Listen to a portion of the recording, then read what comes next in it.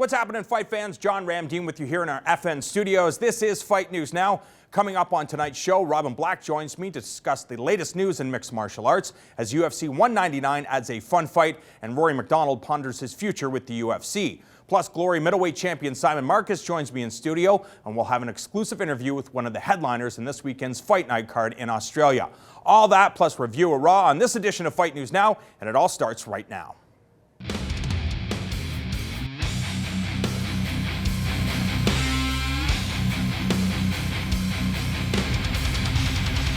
What's happening, everybody? Welcome to our downtown studios. John Ramdeen alongside Robin Black, and some cool news in the UFC. It's going down on June 4th at UFC 199. We know, of course, the headliner, Luke Rockhold, taking on Chris Weidman in the rematch. The co-featured bout, Dominic Cruz taking on Uriah Faber. Now Dustin Poirier, the former featherweight, back at 155 pounds as he welcomes back to the UFC Bobby Green in a very exciting matchup. Yeah, great matchup, and a very different matchup than it might have been 6 or 8 months ago. Poirier seems to have upped his level of thinking, strategy, development. You know, he used to go in there, and we loved watching him fight then. I love watching him fight now in his last fight, but he used to go in there and kind of be reckless and really trust that he could create enough chaos and his confidence and his drive. But look at this fight against Duffy. Put him in the places where he had advantages, controlled him intelligently, and still had his trademark excitement as part of it. This was a very exciting fight.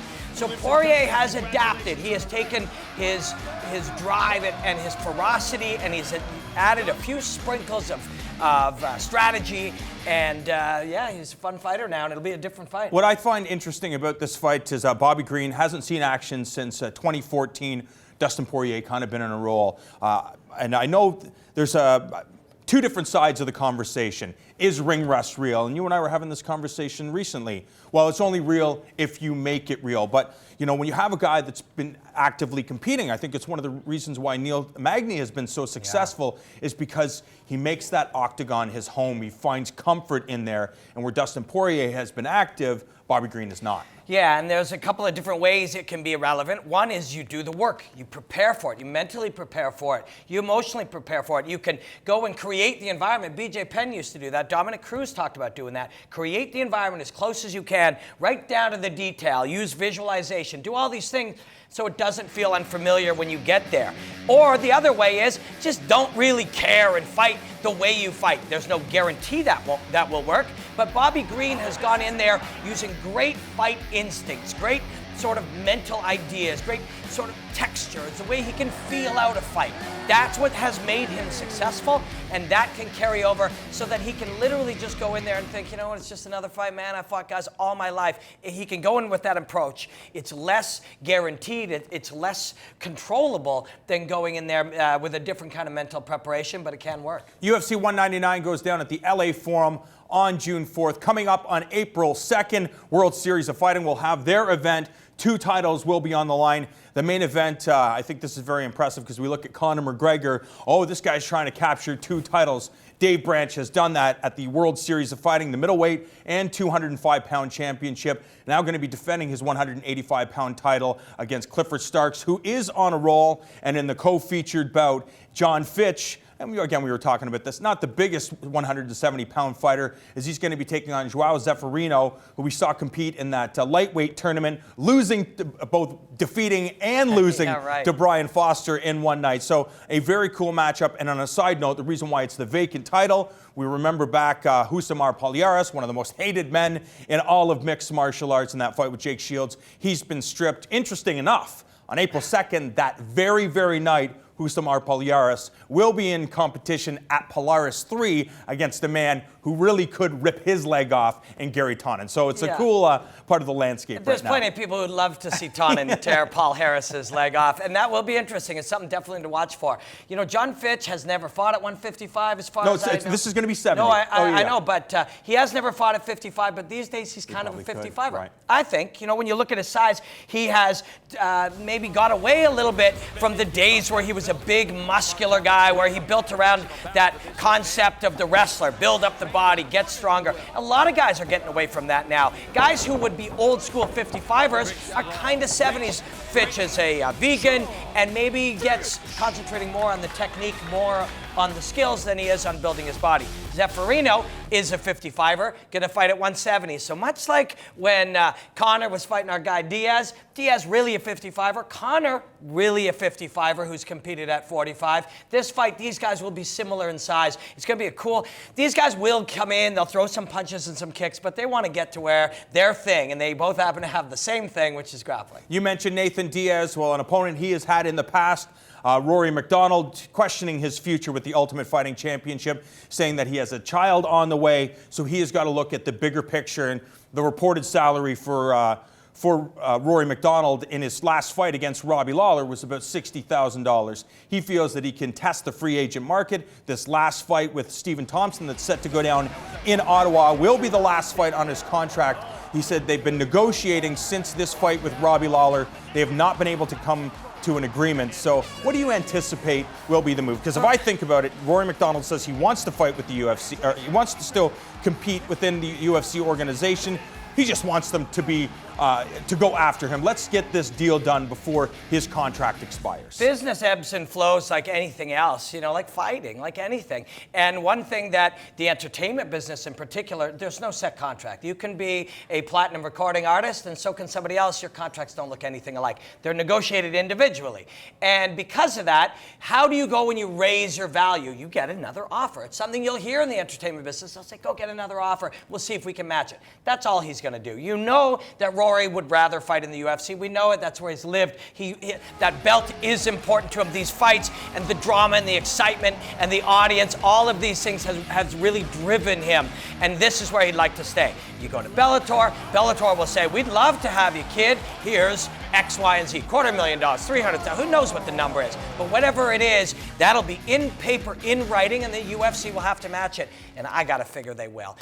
What all this kind of thing does, it's, again, a natural reaction to business when there's competitors. It'll drive up the contracts for fighters. And that's something everybody's been talking about for years would be a good thing, and now's the time. And one of the things I find very interesting is just all the circumstances surrounding this last matchup. Of course, you've got to win. You've got to look good. If you want the other suitors to, pony up, so to speak, you have to look good against Stephen Thompson. And if you want the UFC, if you want to make yourself more attractive to the UFC and you go out and you smoke Stephen Thompson, they're going to have to, show him the money, so to speak. On top of that, as I mentioned, he has a child on the way.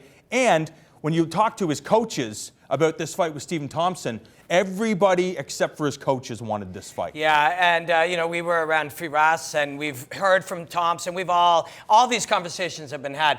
The Thompson family and the Zahabi family in particular, and Rory and George and everybody, these are friends. These are very, very good friends. These are people who really like each other. Thompson would have preferred any other fight than this because of that friendship, but these guys got to fight. That can't be something you carry into the cage, and you certainly cannot carry in any of the consequences. I'll get richer if I win, maybe poorer if I lose. That has to be free. You have to go in without any of that. But that's very difficult to do. Again, when he's saying, I'm looking at my future, it's not necessarily my fighting future. I've got a child on the way. So, if I want to get those big dollars, I have no choice but to win. But on fight night, that cannot matter. Right.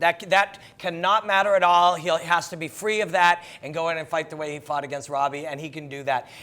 He knows how to do that. But even if he's not quite sure, you dial it up. Hey, Chris. Could I speak to Chris Weidman? Hey, Chris, remember when you turned down their contract extension and were going to go in and fight Anderson Silva with no contract? Yeah, what was that like? There are, this has been done before by people they know, people that they can go and discuss it with. Weidman turned down a nice contract because he said, I'm going to defeat Anderson Silva, be the champ, and then I'm going to negotiate. Dude, that's crazy, and he did it. He pulled it off, and he pulled it off by not carrying the weight of that into the cage. It was heavy enough you're fighting Anderson Silva. You couldn't go in there with, this is life or death. Literally, that guy can kill me. Oh, yeah, and I might be broke or a millionaire, depending on, you can't carry any of that in the cage with What I find also interesting about Rory MacDonald is he said when he got into the game, the idea was to be the greatest fighter of all time.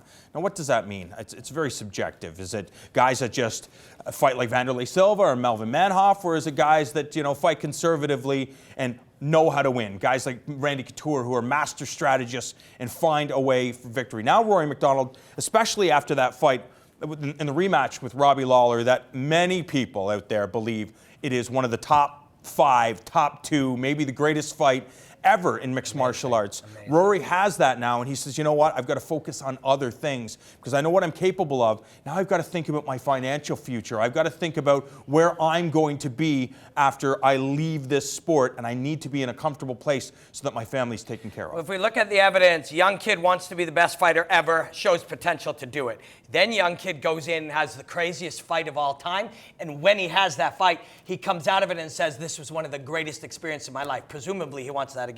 Then young man has a child, or has a child on the way. When you have 2 daughters, when you had kids on the way, it did change your perspective. So it's certainly possible that it's changed his perspective on his future. But somewhere in there is still that ferocious kid who wants to win every fight, have the greatest experiences ever, die on his shield out on the battlefield. That kid is still there whether he has a child or not. That kid just wants to get paid. And that kid will go out, get the contract, the biggest contract he can get offered to him, take it back to the UFC, who are very smart, and they'll match it. Quickly, last thing, are you surprised that they haven't already locked up Rory MacDonald, considering how young he still is? Only 26 years of age. If he wants, you can imagine him fighting for another decade. Okay, imagine I'm willing to give you anything. Well, what's anything? Okay, how about $50? And you're like, no way. Go get your contract offer. It's $100. You come back. I'm like, okay, I'll match it. I mean, they just want to have the best deal that they can make, and so does Rory. That's business. Our UFC coverage continues. Tune in this Thursday at 6 p.m. Eastern as we are getting you set for all the action going down in Australia for Fight Night, Hunt versus Mir.